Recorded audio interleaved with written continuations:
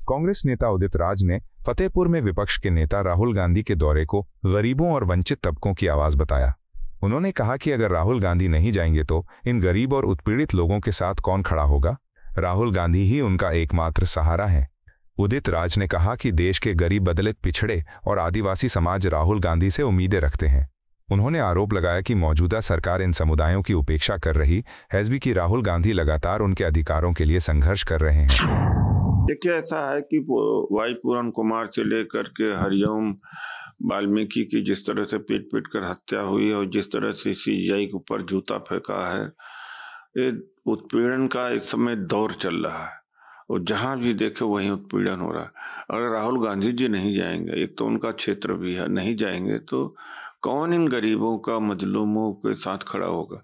वही एक आसरा है और पूरा देश का जो गरीब जनता है, दलित है, पिछड़ा, आदिवासी, राहुल जी की तरफ एक बड़ी आशा भरी नजरों से देखता है। भाजपा नेता प्रतुल शाहदेव ने कहा कि अवैध प्रवासी शुरू से ही भारतीय जनता पार्टी के एजेंडे का प्रमुख मुद्दा रहे हैं। उन्होंने आरोप लगाया कि ये प्रवासी देश की संपत्ति और स्थानीय संसाधनों पर जबरन दावा करते हैं, जिससे बिहार और झारखंड जैसे राज्यों के हित प्रभावित होते हैं। शाहदेव के अनुसार सरकार की कल्याण योजनाएं, छात्रवृत्तियां और अन्य सामाजिक लाभ भी इन घुसपैठियों द्वारा हड़प लिए जाते हैं। उन्होंने कहा कि ये समस्या न केवल आर्थिक असंतुलन पैदा करती है, बल्कि जनसांख्यिकीय संरचना को भी बदल रही है, जिसे रोकने के लिए ठोस कदम जरूरी हैं। देखिए, घुसपैठिए जो हैं वो शुरू से भारतीय जनता पार्टी के एजेंडे में एक प्रमुख विषय रहे हैं, क्योंकि ये घुसपैठिए जो हैं वो देश की संपत्ति पे जबरदस्ती अपना हक जताते हैं और यहाँ तक कि यहाँ के झारखंड के, बिहार के और भारत के मुसलमानों का हित करते हैं, क्योंकि वो उनके लिए जो योजनाएं चल रही होती हैं, 15 सूत्री योजना हो या फिर उनके लिए स्कॉलरशिप योजना हो, सबको डकार जाते हैं और घुसपैठ के कारण डेमोग्राफी बदलती है। कांग्रेस समेत तमाम राजनीतिक दलों ने इन्हें वोट बैंक की तरह प्रयोग किया है। तो हम तो बिल्कुल घुसपैठियों के खिलाफ हैं। SIR के बाद बहुत सारे घुसपैठी आइडेंटिफाई हुए हैं। अब उनको बाहर, कान पकड़कर इस देश से बाहर निकालने की प्रक्रिया शुरू होगी। भाजपा सांसद मनोज तिवारी ने कहा कि जब किसी राजनीतिक दल का मुख्य ध्यान राज्य के विकास पर केंद्रित होता है तो गठबंधन के भीतर कुछ समझौते स्वाभाविक रूप से हो जाते हैं। उन्होंने माना कि मतभेद किसी भी साझेदारी में संभव हैं, लेकिन उन्हें संवाद और सहमति से हल किया जा सकता है। तिवारी ने कहा कि समस्या तब उत्पन्न होती है जब गठबंधन की भावना की जगह केवल सत्ता पर काबिज रहने की लालसा हावी हो जाती है। उन्होंने महागठबंधन पर अप्रत्यक्ष निशाना साधते हुए कहा कि ऐसे गठबंधनों में दिलों का एक होना नहीं, केवल कुर्सी का खेल प्रमुख होता है।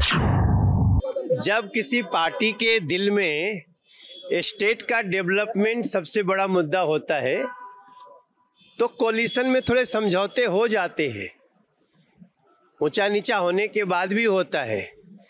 लेकिन जहां आपस में दिल ही नहीं मिले हुए हों, सिर्फ किसी न किसी तरह से सत्ता में बने रहने की ललक हो, तो फिर ऐसे ही होता है जैसा महागठबंधन में हो रहा है। एनडीए ने बहुत समय से सीटों का बंटवारा कर लिया और उसके बाद आज आखिरी दिन है हम लोगों का नॉमिनेशन का। अभी मैं जा रहा हूं, बड़हरा जाऊंगा, तरारी जाऊंगा और एक उपेंद्र कुशवाहा जी के कैंडिडेट हैं, दिनारा जाऊंगा, बक्सर जाऊंगा, तरारी जाऊंगा। ये सारे जगहों पे हम लोग अपनी जो उत्साह देख रहे हैं, बड़े बड़े लोग जो दावे करते थे वो मैदान छोड़ के भाग गए। वो पीके जी को देख ही नहीं पा रहा है आदमी। तो इस बिहार का जो भाव है वो एनडीए के साथ है। राजस्थान के केंद्रीय मंत्री अर्जुन राम मेघवाल ने कहा कि आज पहले चरण के नामांकन का आखिरी दिन था और चुनावी माहौल बेहद सकारात्मक है। उन्होंने बताया कि वे कल बिहार में भी थे, जहां जनता में उत्साह और भरोसा स्पष्ट रूप से महसूस किया जा सकता है। मेघवाल ने कहा कि प्रधानमंत्री नरेंद्र मोदी की नीतियों का प्रभाव बिहार में विकास और सुशासन के रूप में दिखाई दे रहा है। उन्होंने विश्वास जताया कि लोग भाजपा की नीतियों पर भरोसा करते हुए आगामी चुनावों में पार्टी को व्यापक समर्थन देंगे, क्योंकि जनता विकास आधारित राजनीति चाहती है। देखिए, प्रथम चरण का आज नॉमिनेशन का आखिरी दिन। कल मैं भी बिहार में ही था। जिस तरह का वातावरण बना है, विकास और सुशासन, विकास नरेंद्र मोदी जी की नीतियों के कारण बिहार में होता हुआ दिख रहा है। क्योंकि इम्प्लीमेंटेशन नीतीश जी की सरकार ने अच्छी तरह से की। सुशासन हमने दिया, वो भी दिख रहा है बिहार में। इसलिए बिहार की जनता ने मन बनाया है कि हम एक बार फिर एनडीए की सरकार बनाएंगे, क्योंकि विकास ने रफ्तार पकड़ी है। उस रफ्तार को वो कम तक होना नहीं दे सकते बिहार की जनता। उधर जो लालू जी की पार्टी है, राहुल गांधी जी की पार्टी है, उनका सबको पता है किस तरह का लालू जी का शासन था।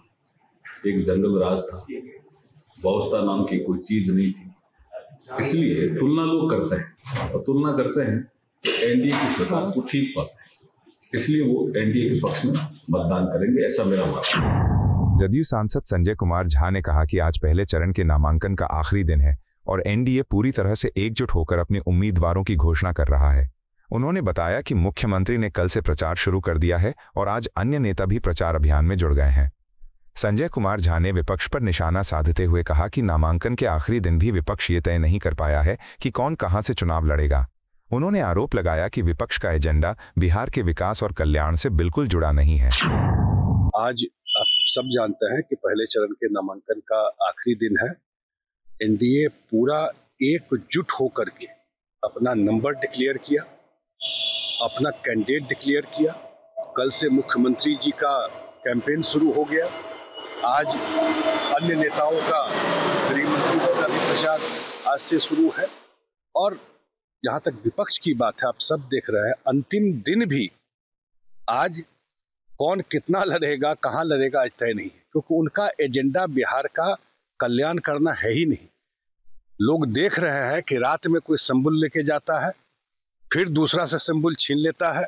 कोई ज्यादा कुछ दे दिया तो तीसरा को बुला कर दे दिया जाता है।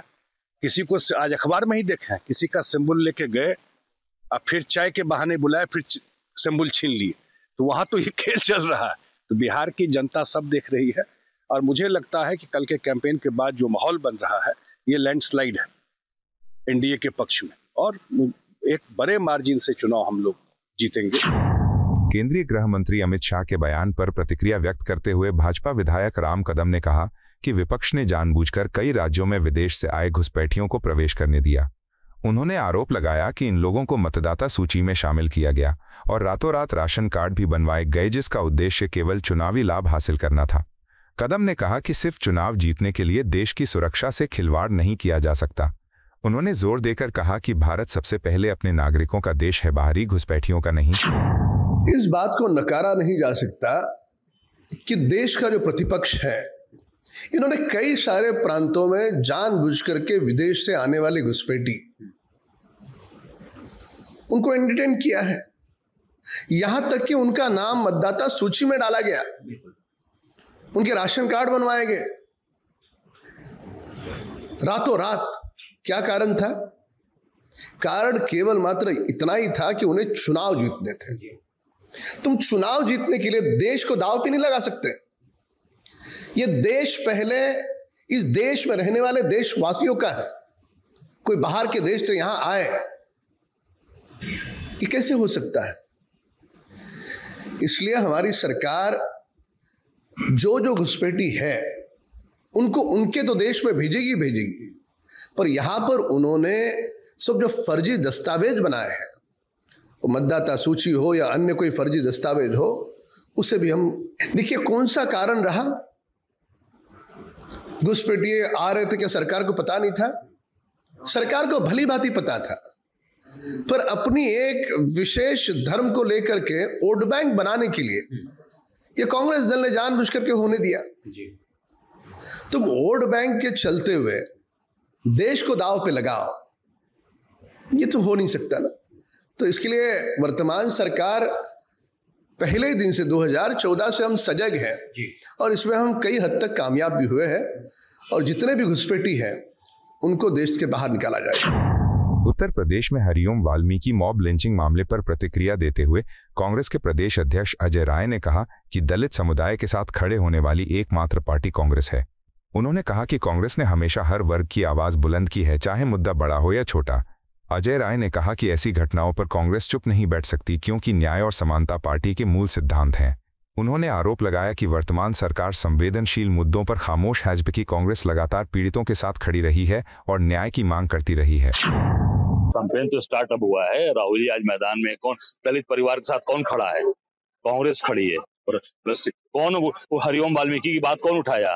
कौन सा दल उठाया? केवल और केवल कांग्रेस। कांग्रेस के लोग हर इश्यूज को उठा रहे, हर मुद्दे पर खड़े हैं, चाहे वो छोटा हो। मैं रात को बलिया से आया हूँ, बलिया में हत्या कर दी गई और उसको मारकर 45 मिनट कमरे में बंद करके रखा एहसानुल हक को।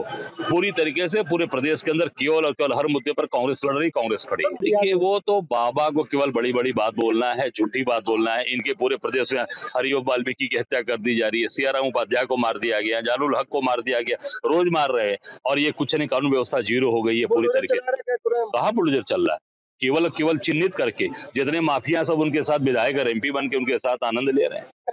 उनको Y+ और Z+ की सुरक्षा दे रखा है बाबा ने। अब वो तो इनका काम है पकड़ के अपने विरोधियों को साफ करना, वो उस पे काम कर रहे हैं। पर जितने माफिया हैं आज उनके परिवार के लोग, उनको पूरी, आप देखिए सारे चीजें सामने प्रदर्शित की जा रही है, उसके बाद भी पूरी सरकार उनको बचा रही है, प्रोटेक्ट कर रही है। निश्चित तौर से आज जा रहे हैं, हरिओम वाल्मीकि के परिवार में जा रहे हैं, शोक संवेदना प्रकट करेंगे और पूरी कांग्रेस पार्टी उस परिवार, उस दलित परिवार के साथ पूरी तरीके से सरकार लगी है। सरकार हम लोगों को रोक रही थी, फिर भी हम लोगों ने उसकी मदद की। हमारे जिला शहर अध्यक्ष ने बुला के अपने बाकायदे, उन्होंने अपने ऑफिस पर बुलाकर उनकी मदद की।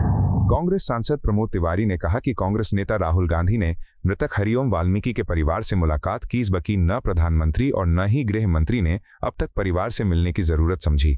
उन्होंने आरोप लगाया कि जब राहुल गांधी रायबरेली से फतेहपुर पहुंचे तो पुलिस और जिला प्रशासन ने उन्हें जबरन रोक दिया। तिवारी ने इस कार्रवाई को लोकतंत्र के लिए चिंताजनक बताया और कहा कि सरकार दलितों की पीड़ा सुनने से बच रही है। उन्होंने कहा कि कांग्रेस न्याय की आवाज उठाती रहेगी और पीड़ित परिवारों के साथ मजबूती से खड़ी है। एक दलित वाल्मीकि परिवार का लिंचिंग हुई, पीट कर उसे मार डाला गया। गुनाह उसका इतना था कि उसने कहा मैं राहुल गांधी का हूं, और मारा कहाँ गया?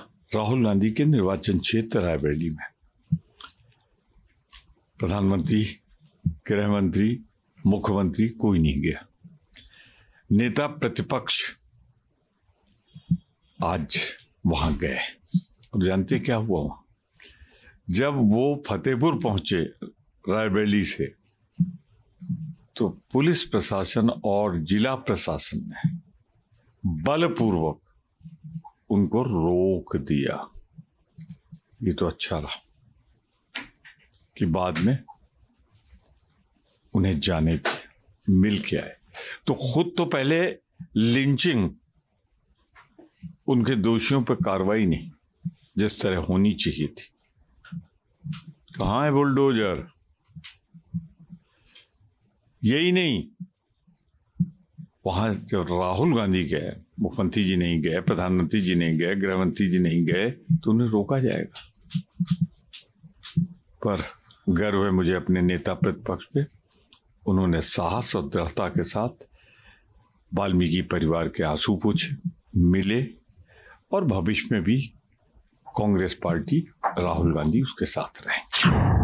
बिहार चुनाव को लेकर कांग्रेस नेता सुरेंद्र राजपूत ने कहा कि महागठबंधन में सीटों का बंटवारा पूरी तरह तय हो चुका है और समय आने पर इसकी औपचारिक घोषणा की जाएगी।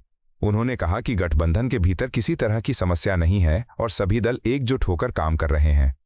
राजपूत ने एनडीए पर निशाना साधते हुए कहा कि वहां सीटों के बंटवारे को लेकर गहरी असहमति दिखाई दे रही है। उन्होंने दावा किया कि भाजपा का गठबंधन अब डूबते हुए जहाज की तरह है, जबकि महागठबंधन लगातार जन समर्थन और जीत की दिशा में आगे बढ़ रहा है। सीटों पर फैसला हो चुका है, आप तक उसकी जानकारी नहीं आई है। महागठबंधन प्रेस कॉन्फ्रेंस करके आपको सीटों की जानकारी देगा कि किस सीट पर कौन चुनाव लड़ रहा है।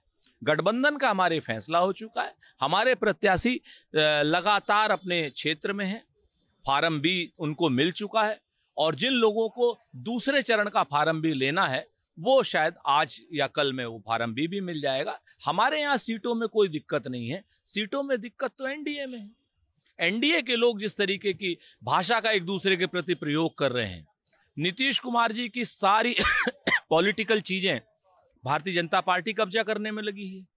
नीतीश कुमार की सीटों पर रामविलास पासवान गुट के लोग फार्म भी दे रहे हैं। जीतन राम मांझी चिराग पासवान की सीटों पर फार्म भी दे रहे हैं। उपेंद्र कुशवाहा कह रहा है कि ऑल इज नॉट वेल। तो भारतीय जनता पार्टी का जो गठबंधन है वो आज की डेट में डूबता हुआ जहाज है और महागठबंधन जो है वो जीत की ओर अपना परचम लहराए। भाजपा सांसद प्रवीण खंडेलवाल ने दिवाली और धनतेरस के अवसर पर व्यापार को लेकर कहा कि इस बार त्योहारों को लेकर लोगों में जबरदस्त उत्साह देखने को मिल रहा है। उन्होंने बताया कि बाजारों में भीड़-भाड़ बढ़ी है और व्यापारी अच्छी बिक्री की उम्मीद कर रहे हैं। खंडेलवाल ने कहा कि इस वर्ष सभी वस्तुओं खासकर सजावट, मिठाइयों और इलेक्ट्रॉनिक्स की खरीदारी में उल्लेखनीय बढ़ोतरी होगी। उन्होंने ये भी कहा कि सोने चांदी की बढ़ती कीमतों के बावजूद धनतेरस पर भी खरीदारों का रुझान मजबूत है, जिससे व्यापारियों के लिए ये उत्सव सीजन बेहद आशाजनक साबित होगा। देखिए, दिवाली और धनतेरस और दिवाली से संबंधित जितने भी त्योहार हैं, इस बार उन सारे त्योहारों में बहुत उमंग और उत्साह दिखाई दे रहा है। जिस प्रकार से बाजारों में भीड़ है और भीड़ का अंदाजा इस बात से लगाया जा सकता है कि सड़कों पर ट्रैफिक किस मात्रा में पिछले एक सप्ताह में बढ़ा है, उसको देखते हुए इस बार रिकॉर्ड सेल होने वाली है। दिवाली त्योहार पर मेरा अपना मानना है और हमारा जो अनुमान है कि लगभग 5 लाख करोड़ रुपए से ज्यादा का व्यापार पूरे देश में होगा। वहीं कल धनतेरस है और सोने की कीमतें और चांदी की कीमतें बढ़ी हुई हैं, लेकिन उस सब के बावजूद एक अनुमान है कि लगभग कल धनतेरस के मौके पर पूरे देश में लगभग 50,000 करोड़ रुपए का व्यापार होगा। लोकसभा में कांग्रेस के नेता राहुल गांधी ने हरिओम वाल्मीकि के परिवार से मुलाकात के बाद कहा कि परिवार पूरी तरह निर्दोष है और उनके बेटे व भाई की निर्मम पिटाई कर हत्या की गई। उन्होंने कहा कि दुखद यह है कि अब उसी परिवार के साथ अपराधियों जैसा व्यवहार किया जा रहा है और उन्हें बाहर जाने तक नहीं दिया जा रहा। राहुल गांधी ने कहा कि पूरे देश में दलितों पर अत्याचार की घटनाएं बढ़ रही हैं। उन्होंने मुख्यमंत्री योगी आदित्यनाथ से मांग की कि मामले की निष्पक्ष जांच कर दोषियों को सख्त सजा दी जाए। आपके आने से पहले मुलाकात नहीं करेंगे, उस बारे में कुछ बात हुई उनकी आपसे? मगर आपने देखा, परिवार ने तो मुझसे मीटिंग की, आधा घंटा बातचीत की। आज सुबह उन्होंने कहा कि आज सुबह उनको धमकाया गया, सरकार के लोगों ने उनको धमकाया और उनसे कहा कि राहुल गांधी से नहीं मिलना है, आप वीडियो पे कहिए। ये उन्होंने हमें बताया है। देखिए, वो जरूरी बात नहीं है। मेरा सुनिए, वो जरूरी बात नहीं है। मुझसे मिले, मुझसे ना मिले, वो जरूरी बात नहीं। जरूरी बात यह है कि अपराधी नहीं। सर, मांग क्या किया है? ये इन्होंने कोई गलती नहीं की है। इनके बेटे को, भाई को मारा गया है। अपराधी दूसरे लोग हैं और उनके खिलाफ कार्रवाई होनी चाहिए। क्या मांग किया? मैंने आज यहाँ आकर इनसे बातचीत की, इनका जो दर्द है, दुख है, वो सुना और हमारी पूरी कोशिश है, कांग्रेस पार्टी की और मेरी, कि जो भी हम इनकी मदद कर सकते हैं, सरकार में नहीं है तो ज्यादा मदद नहीं कर सकते हैं, मगर जो भी हम मदद कर सकते हैं हम मदद करेंगे। और जहां भी इस देश में दलितों पर अत्याचार होगा वहां पे कांग्रेस पार्टी मिलेगी और जहां भी हम मदद कर सकते हैं हम मदद करेंगे और न्याय के लिए लड़ेंगे। धन्यवाद। आपको यह वीडियो पसंद आया हो तो इसे लाइक करें, हमारे चैनल को सब्सक्राइब करें।